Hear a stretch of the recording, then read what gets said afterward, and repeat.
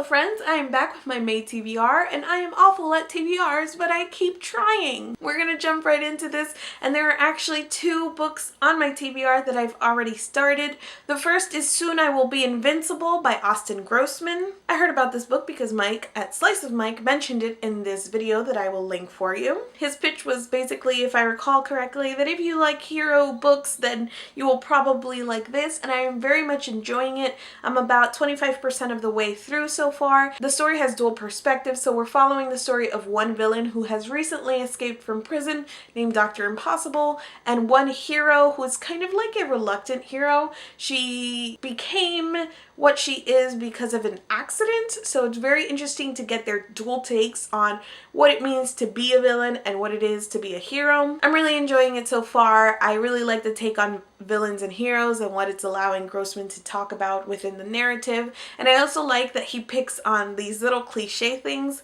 Like at one point the villain is like, why do I always share my secret plans? And that just gave me a good giggle. So there's lots of little lines like that if you do enjoy hero books, I'm stealing that from Mike, you'll probably enjoy this. But when I get to the end, clearly I'll have more thoughts about what's going on here, but I'm really looking forward to finishing this one off. Second is The Monstrumologist by Rick Yancey. I really tried to read The Fifth Wave by Rick Yancey, and I tried twice, and once was for a book club and I just could not get through it because there was something really dull about that story. I don't know if it gets better as it goes on, but I just could not get into it. So I was a little hesitant to pick this one up, but I heard really great things. I was reading it late one night recently and I had to kind of put it aside because it was giving me the heebie-jeebies. So that was interesting. It was really vivid the way that he was describing cutting open a monster, and I was just like, well, that's not really what I want to be reading right now. So that's not a bad thing about the story. It was vivid enough that I was just kind of like,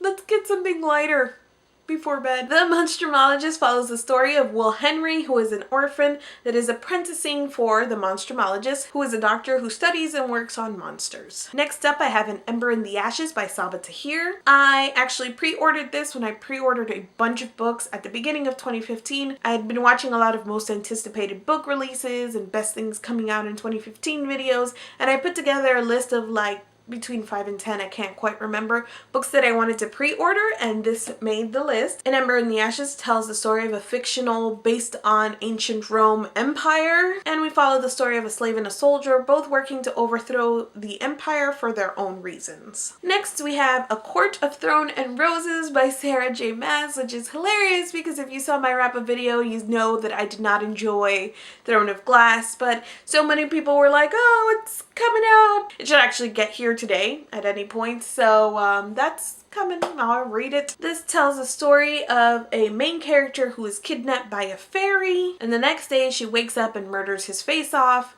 Just kidding, she falls in love. Next we have another book releasing this month, and that is The Wrath and the Dawn by Renee Ahdieh. This is coming up on May 12th, so pretty soon. I have also pre-ordered this book based solely on buzz. I don't know if I even read the description before I pre-ordered this, because I read it, I was like, huh. This is the story of a king equivalent who takes a wife every night only to have her murdered in the morning. Our main character Shahrazad volunteers to be his bride with the end game of surviving the night and exacting revenge. So she wakes up the next morning and murders his face off. Just kidding, she falls in love. Next, I put holds on a few books at the library, so we'll see when I actually get my hands on this.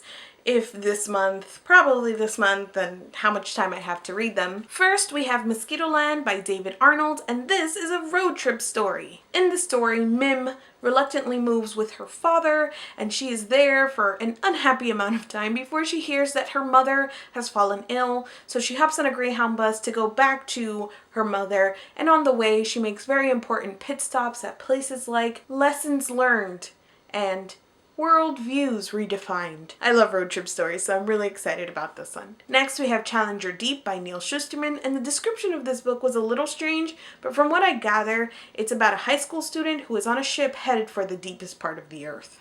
I really like Shusterman though, so I'm giving this a try. Lastly, we have Night at the Fiestas by Kirsten Valdez Quaid. This is a collection of feelsy short stories set in New Mexico. Finally, I started this in January, but I didn't actually keep up with it at all. It is my TBR jar and it's filled with my unfinished series. The thing with this is that I'm crap about finishing series, but also there are things in here that I kind of just felt meh about. So because my time decreased so much and I was reading a lot less, it hurt so much more to put a meh read in there when I didn't have the time to even read the things that I wanted to read. Hopefully with only 2 classes over the summer I will have more time available for reading in general, so sticking in a TBR jar pick will not be such a big deal. I'm gonna pick one, see if I get to it, see if I can actually make some headway in reducing this number significantly. My May TBR jar pick is Daughter of Smoke and Bone by Laini Taylor. I actually really liked the first book. It was the last one that I read in 2012, I believe, and I gave it 5 out of 5 stars.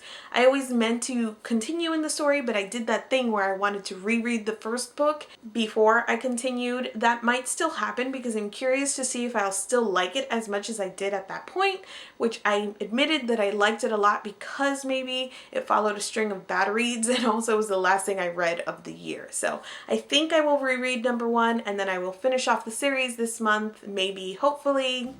Fingers crossed. That's it for May. Thank you so much for watching this video and I will see you guys soon. I pre-ordered it because of the hype, okay?